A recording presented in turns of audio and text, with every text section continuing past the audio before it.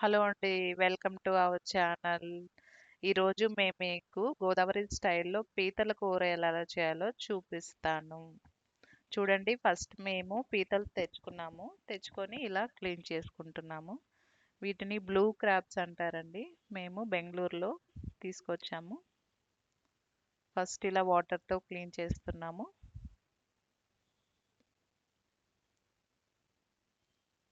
చూసారా, బాగా ఇలా ఇలా కడుక్కొని క్లీన్ చేసుకోవాలి.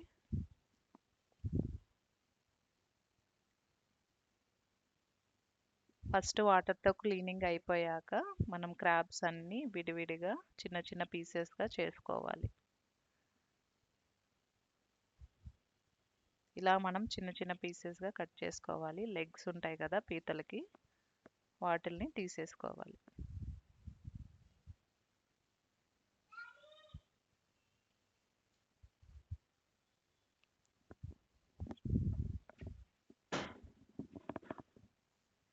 చూసారా, ఈ పీస్‌ని రెండు రెండుగా కట్ చేసుకోవాలి.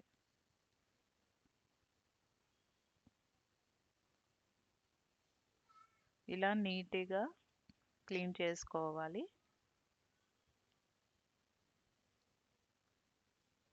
క్రాబ్స్‌లో కూడా కొన్ని రకాలు ఉంటాయండి. డాటెడ్ క్రాబ్స్, బ్లూ క్రాబ్స్ అని. మేము బ్లూ క్రాబ్స్ తెచ్చుకున్నాము. సో వేస్ట్‌ని ఇలాగా కట్ చేసి పక్కన పడేయాలి. లెగ్స్‌కి ఎండ్‌లో ఉంటుందండి ఇది. దాన్ని కట్ చేసి ఇలా పక్కన పెట్టాలి. పెద్ద లెగ్స్‌ని మళ్ళీ 2 పీసెస్ చేసుకోవాలి.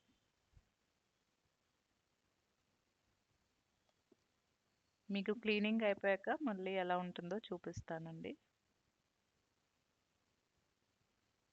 చూసారా, ఇలా ఉంటుంది. దీన్ని మనం చిన్న చిన్న పీస్‌గా కట్ చేసుకోవాలి.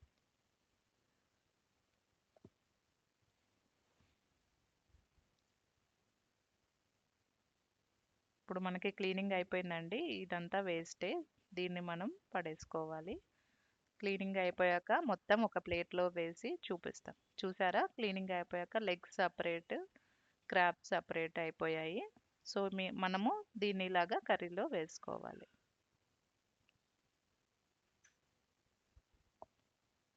దీనికి కావలసిన పదార్థాలు ఏంటో చూద్దామండి. సాల్ట్, ఆనియన్స్, గ్రీన్ చిల్లీ, కారము, పసుపు, మసాలా పొడి, చింతపండు, మనం క్లీన్ చేసి పెట్టుకున్న పీతలు.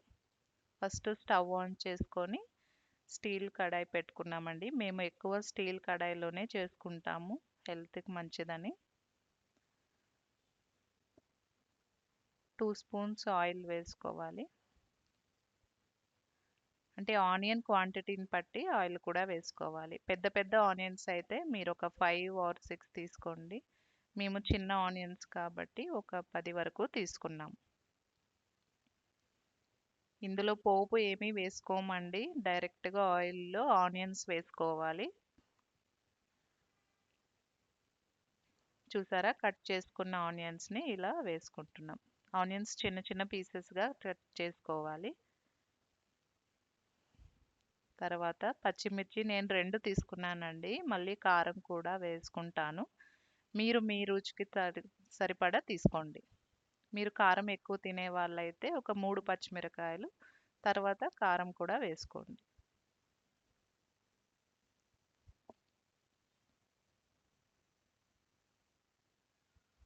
మేము మా పాప గురించి కర్రీస్‌లో కారం తక్కువ వేసుకుంటామండి. కొంచెం ఎక్కువ కారం ఉన్నా తను తినదు.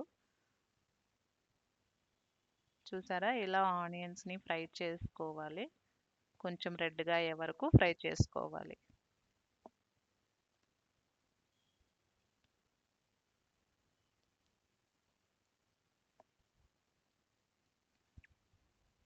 ఇంకా వేమీ వేసుకోలేదండి.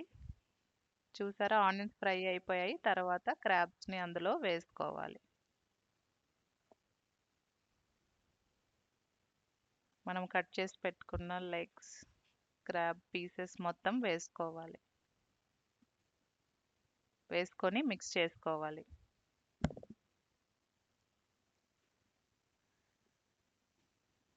ఇంకా ఉప్పు, కారం ఏమీ వేయలేదండి. ఫస్ట్ ఆనియన్స్ ఫ్రై అవ్వగానే క్రాబ్స్ వేసుకున్నాం. చూసారా, ఇప్పుడు పసుపు, 2 స్పూన్స్ పసుపు,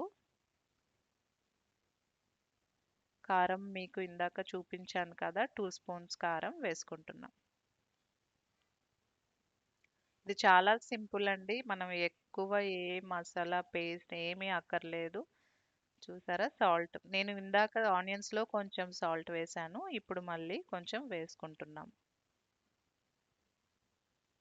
కర్రీ మా అత్తయ్య గారు చేస్తున్నారండి. తను నాన్ వెజ్ చాలా బాగా చేస్తుంది. గోదావరి స్టైల్ అన్నీ బాగా చేస్తుంది.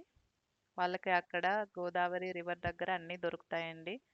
పీతలు, రొయ్యలు, ఫిష్ అన్నీ చాలా బాగా చేస్తారండి. చూసారా మిక్స్ చేసుకున్నా. ఇప్పుడు అందులో చింతపండు పులుసు వేసుకుంటున్నాం.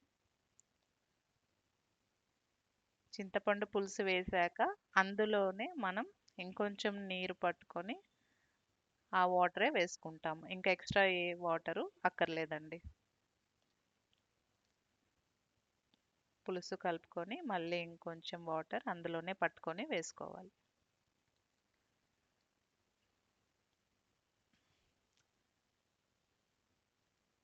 చూసారా అదే వాటర్ అందులోనే వాటర్ పట్టుకొని మళ్ళీ చింతపండుని కలిపి వేసుకోవాలి. పులుసు అంతా ముక్కలకి పట్టేసి మసాలా అంతా పట్టేసి కర్రీ చాలా బాగుంటుందండి. లాస్ట్లో పులుసు అంతా మగ్గిన తర్వాత లాస్ట్లో కొరియాండర్ మసాలా పొడి వేస్తున్నామండి. ఈ మసాలా పొడి కూడా నార్మల్ అండి. మనం అన్ని కర్రీస్లో వేసుకునే పొడి. సపరేట్గా మీరు ఈ కర్రీ కోసం తయారు చేయాల్సిన అవసరం లేదు. చాలా సింపుల్ అండి కర్రీ. ఇప్పుడు మళ్ళీ ఒకసారి మిక్స్ చేసుకుందాం.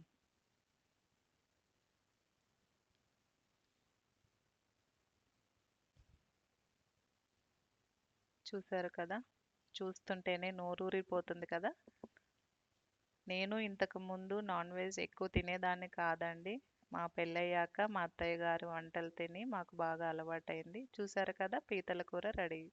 థ్యాంక్స్ ఫర్ వాచింగ్ అండి. Please like, share and subscribe. వేడి వేడి అన్నంలో తినేద్దాం.